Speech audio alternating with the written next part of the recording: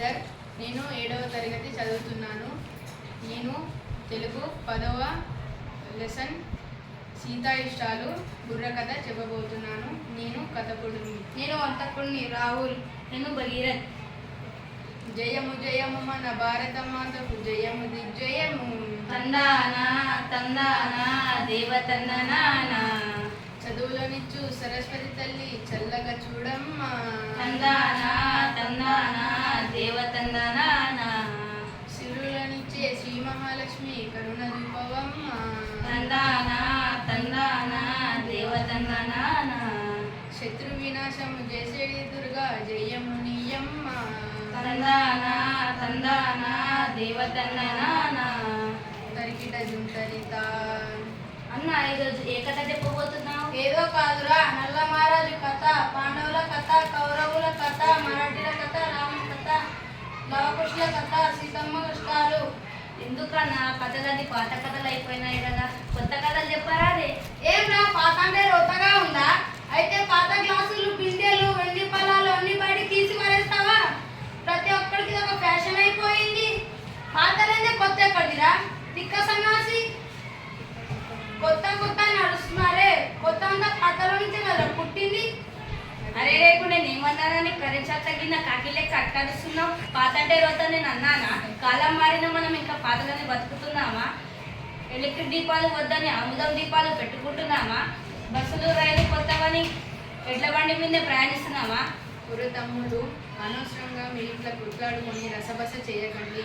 తమ్ముడు అన్నట్లే మనం ఈరోజు కొత్త కథనే చెప్పుకుందాం. మంచి పని అయింది. చాలే. ఈరోజు మనం చెప్పుకోబోయే కథ సీతమ్మ ఇష్టాలు.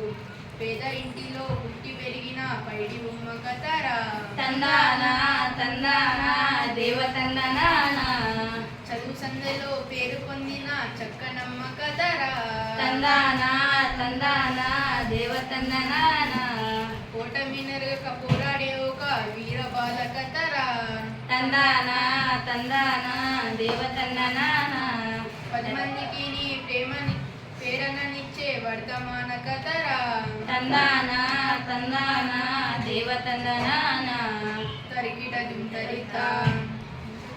ఇంతకు ఎవరో పైడి బొమ్మ, ఏమా కథ? అయ్యల్లారా, అమ్మలారా, స్త్రీలు విలాసిల్లిన మన భారత భూమిలో రతనాలు పండే రతనాల నేల మన తెలుగు నేల. ఆ తెలుగు నాటి రామాపురంలోని పల్లెటూరులో శివయ్య, గౌరమ్మ అనే 2 దంపతులు ఉండేవారు. వాళ్లకు సీతమ్మ అనే కూతురు పుట్టింది.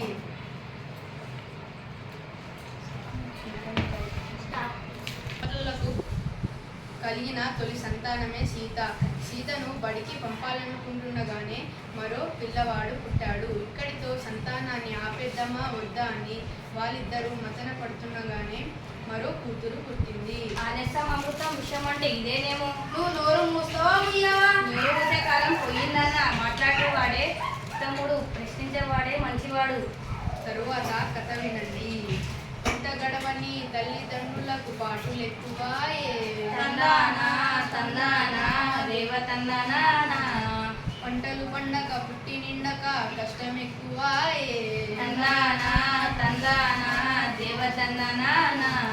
కుటుంబ వారం కుంగదీయక తల్లడిల్లినారు. తందానా తందానా దేవతందనానా. భార్యాభర్త కూలి నారితో బతుకు నిలిచారు. తందానా తందానా దేవతందనానా. తరిగిట జుంతరిత. ఇంతకు సీత బడికి వెళ్ళిందా లేదా? లేదు తమ్ముడా, అమ్మ నాయన పనిలోకి పోతే తమ్ముడిని చెల్లెల్ని ఆడించడానికి ఆమె అంకితమైపోయింది. లేదు తమ్ముడా, అమ్మ నాయన పనిలోకి పోతే సీతమ్మ తమ్ముడిని చెల్లెల్ని ఆడించడానికి ఆమె అంకితమైపోయింది. పిల్లలు బడిలో పెద్దలు పనిలో అన్న సంగతి వాళ్ళకు తెలియదా? 16 ఏళ్లలోపు పిల్లలను పనిలో పెడితే చట్టాన్ని ఎందుకు పట్టించుకోలేదు? చట్టాలను అమలు చేయడం ఏ ఒక్కరి బాధ్యత. అనుకున్నంత పరిస్థితిలో మార్పు రాదురా తమ్ముడు. ఇంతకు చిన్నారి సీతమ్మ ఏమేం పనులు చేసేదన్నా?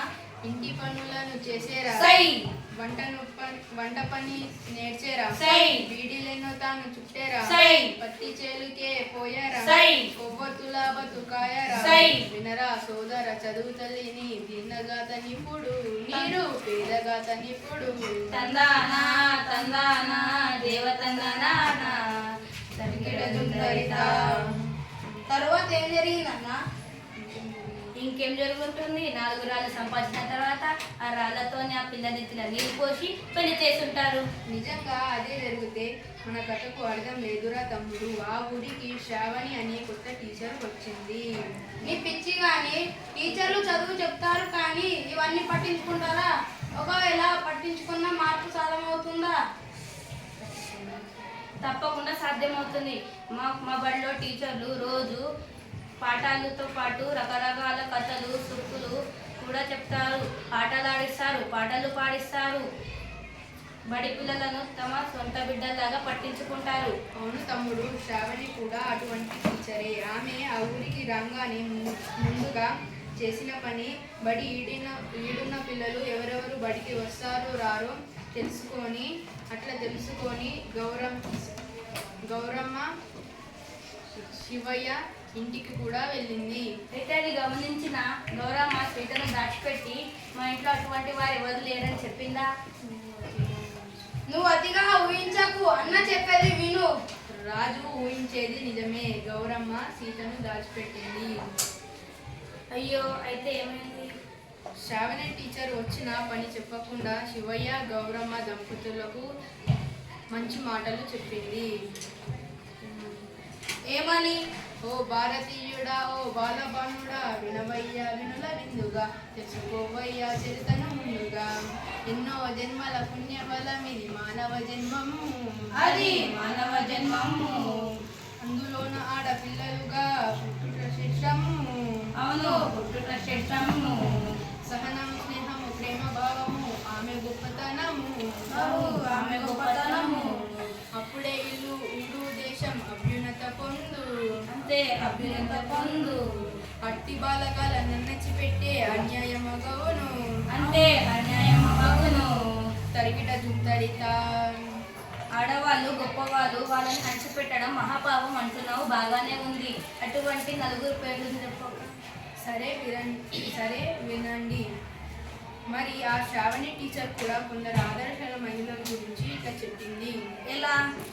రుద్రమదేవిని చూడరా, సై. శత్రువులను చెండాడేరా, సై. సరోజినాయుండరా, సై. స్వరాజ సమరం చేసేరా, సై. సంగం లక్ష్మీ బాయిరా, సై. బాలను బాగా పడ్చరా, సై. అచ్చమామను చూడరా, సై. మహిళల మార్గము దిద్దేరా, సై. కల్పన చౌలా చూడరా, సై.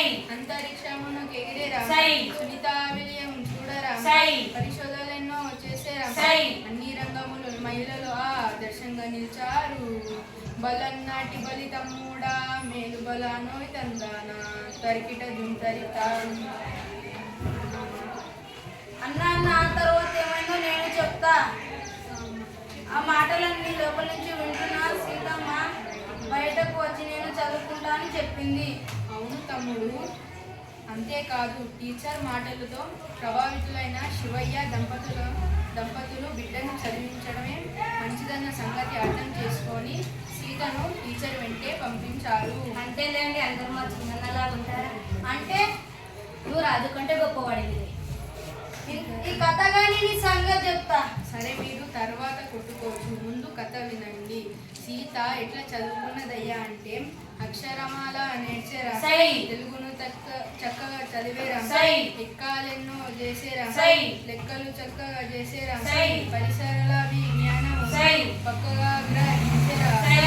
ఏది చదివిన ఏది రాసిన ఎదు లేదు తనకు. తందానా తందానా దేవతందానా, అందరిలోన అన్నిటికన్నా ముందు నిల్చతుదకు. తందానా తందానా దేవతందానా. తరికిట జుంతరిత. ఆమె తెలివితేటలు గమనించిన పాఠశాల ప్రధాన ఉపాధ్యాయులు కూడా ముగ్ధులై ఏడాది గడవకుండగానే 5వ తరగతిలో చేర్పించాడు. చూడు, చదివితే ఎట్లా చదవాలి. నువ్వు నన్ను ఏం ఎక్కిరించే అవసరం లేదు. నేను 1వ తరగతిలో ఉండగానే పెద్ద పెద్ద లెటర్స్ చదివిన, తెలుసా? నువ్వా? అంతేం లేదు. ఏం చదివో చెప్పు. లెటర్స్, పెద్ద లెటర్స్. అవేవో చెప్పు. 1, 2. 1, 2 కాదు, 26 చదివిన. చెప్పలేనా? చెప్పమంటావా? అయితే విను. A B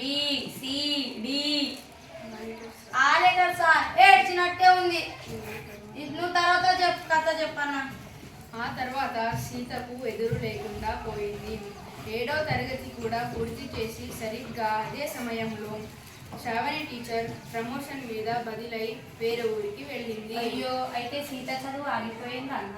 లేదులే రాజు, శ్రావణి టీచర్ సీత మనసులో చదువు బీజాలు బలంగా నాటింది. టీచర్ బదిలై ఉన్న ఊళ్ళపై చదువులకు అవకాశం లేకపోయినా పట్నం పోయి స్కూల్ చదువు కాలేజీలో ఇంటరు పూర్తి చేసి డిగ్రీలో చేరింది.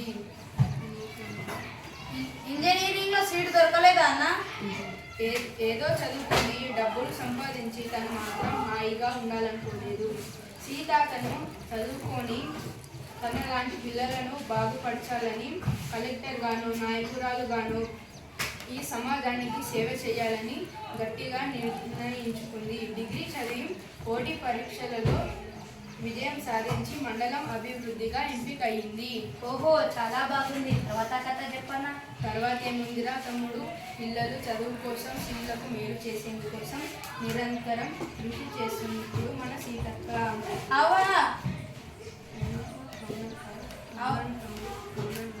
అవునన్నా, సీత ఇష్టాలు అన్నావు కదా, అవేవో చెప్పవా? మరి నా ఇష్టాలు? అవ్వా, ఈ కథ కానీ తీరుబాటుగా కూర్చొని చెప్పుకుందాం. సరే సరే, నువ్వే అంటావు కదా, వింటావు కదా, ఇప్పుడు నువ్వే విను మనం చెప్పేది. ఆడపిల్లలను చిన్న చూపుతో చూడరాదు బాయి, అరే చూడరాదు బాయి, అన్నిటిలోనూ అవకాశాలను కల్పించాలోయి, చక్కగా కల్పించాలోయి, చదువులనైనా పదవులనైనా వాళ్ళు సమానమేనోయి, వాళ్ళు సమానమేనోయి, వాళ్ళలోనే ప్రతిభని నీవు గౌరవించవోయి, తప్పక గౌరవించవోయి.